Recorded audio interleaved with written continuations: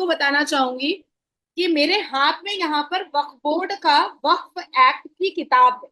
ये देखिए लिखा हुआ है ना, द वक्फ एक्ट। वक्त है 1995। ना, है ना, लिखा हुआ है ना, आप खुद पढ़ ले रहे हैं ना।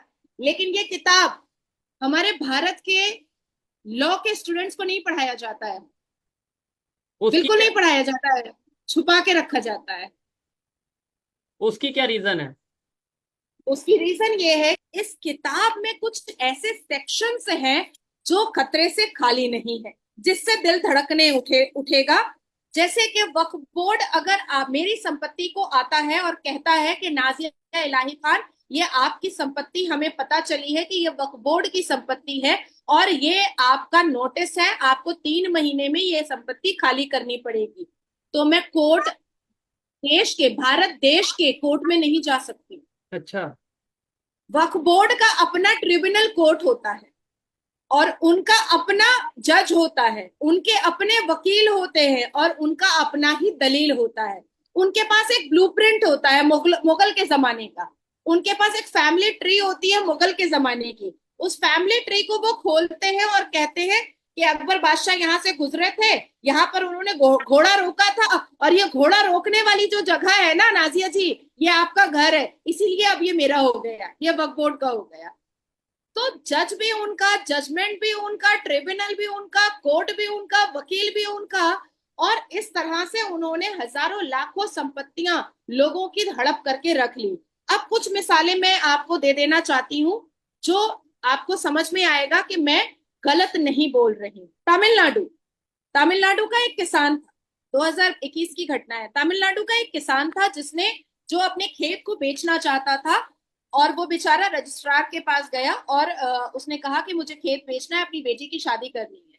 बाद में पता चला कि उसकी संपत्ति को वक्फ बोर्ड ने ले लिया है। ठीक है, उसे तो खुद उन्होंने नहीं कहा पता था। कि हाँ ये मेरा है।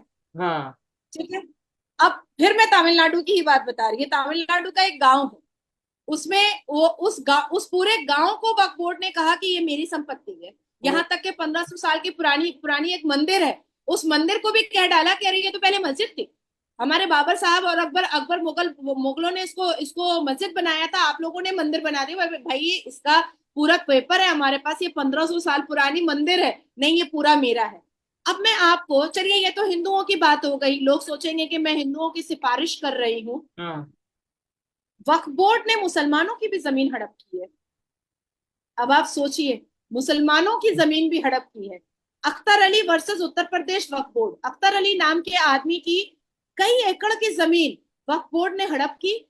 और उसके बाद फिर अपने ट्रिब्यूनल से, अपने ही कोर्ट से, अपने ही जज से, अपने ही जजमेंट से कह दिया अख्तर अली अब तुम यहां से निकल जाओ, ये जमीन वक्फ बोर्ड की हो गई। अख्तर अली 11 साल इंतजार करने के बाद न्यायपालिका पहुंचा और कहा, उसने चैलेंज किया वक्फ बोर्ड को, मुसलमान होने के बावजूद, कि ये वक्फ बोर्ड ये हड़प करने के लिए बैठा है, ये लैंड माफिया है, ये जिहाद चला रहा है, इसके अलावा कुछ नहीं चला रहा है। फिरोज खान वर्सेस उत्तर प्रदेश वक्फ बोर्ड, फिरोज खान साहब की जमीन, इन्होंने 4 साल लड़ाई लड़ी।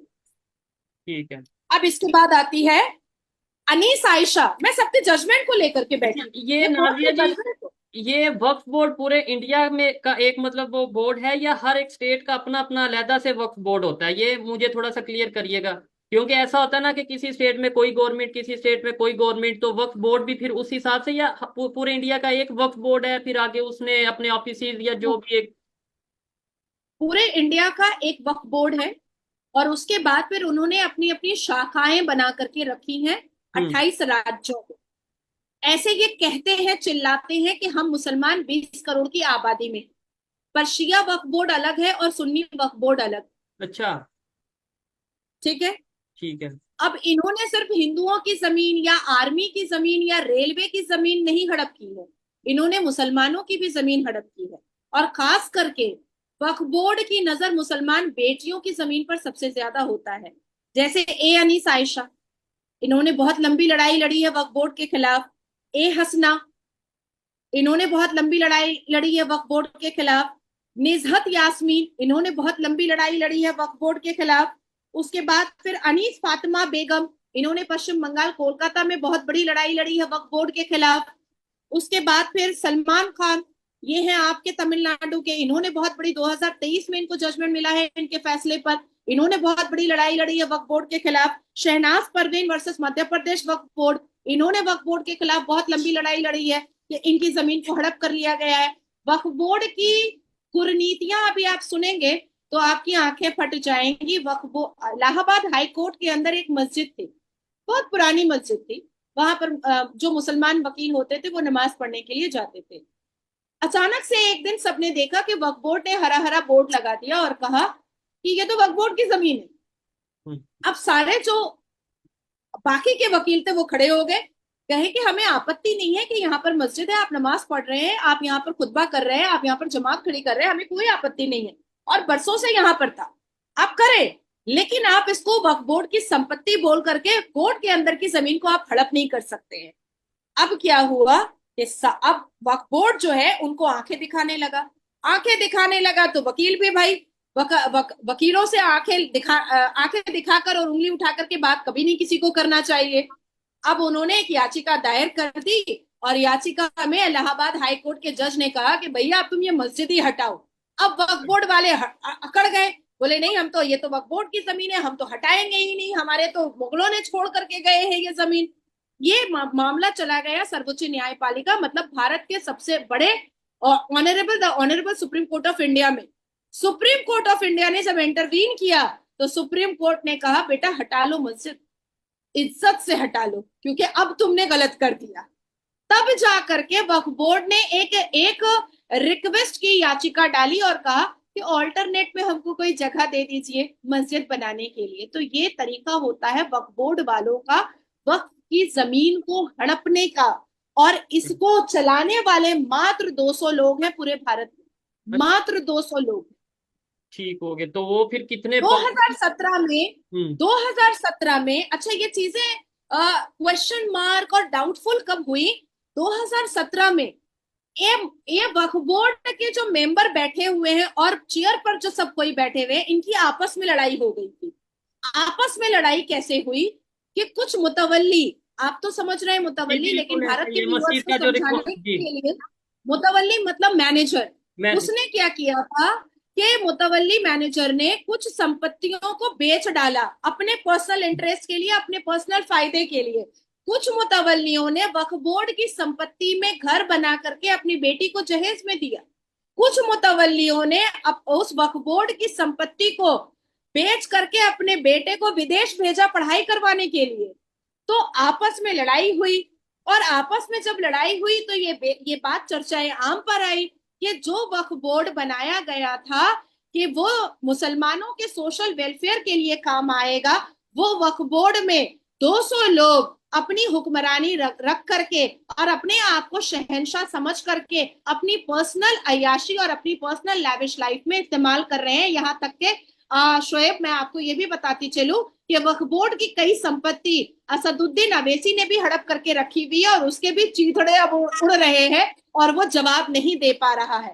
अब आती है बात वक्फ बोर्ड की कि अगर वक्फ बोर्ड ने मुसलमानों के सोशल वेलफेयर के लिए बना था, अगर वक्फ बोर्ड ने सोशल वेलफेयर के लिए काम किया होता तो क्या सच्चर कमीशन की रिपोर्ट के हिसाब से भारत के मुसलमान दलित से पीछे होते शिक्षा में? नहीं हो। मुसलमान आज खुद ही मुसलमान चिल्लाता है ना, मुझसे बातचीत करने से पहले आप लोग क्या सुनते थे कि भारत में मुसलमानों को बहुत अत्याचार किया जा रहा है, उनको खाने को नहीं है, उनको पहनने को नहीं है, उनको रहने को नहीं है। तो आप इसी मुसलमान के पास जब 9.4 लाख एकड़ जमीन है, 200 करोड़ से ऊपर का रेवेन्यू आ रहा है, आप सरकार से पैसा ले रहे हैं, तो फिर मुसलमान नंगा भूखा क्यों है? तो फिर मुसलमान जाहिल क्यों है?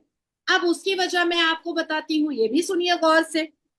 उत्तर प्रदेश के आगरा में 8,436 प्रॉपर्टी वक्फ बोर्ड के अंदर में है, जिसमें 605 दरगाह, मजार और मकबरा बना हुआ है, ईदगाह 18 बना हुआ है, कब्रिस्तान 884 बना हुआ है, मदरसा 83 बना हुआ है, मस्जिद 580 बना हुआ है, स्कूल 0, स्कूल एक भी नहीं।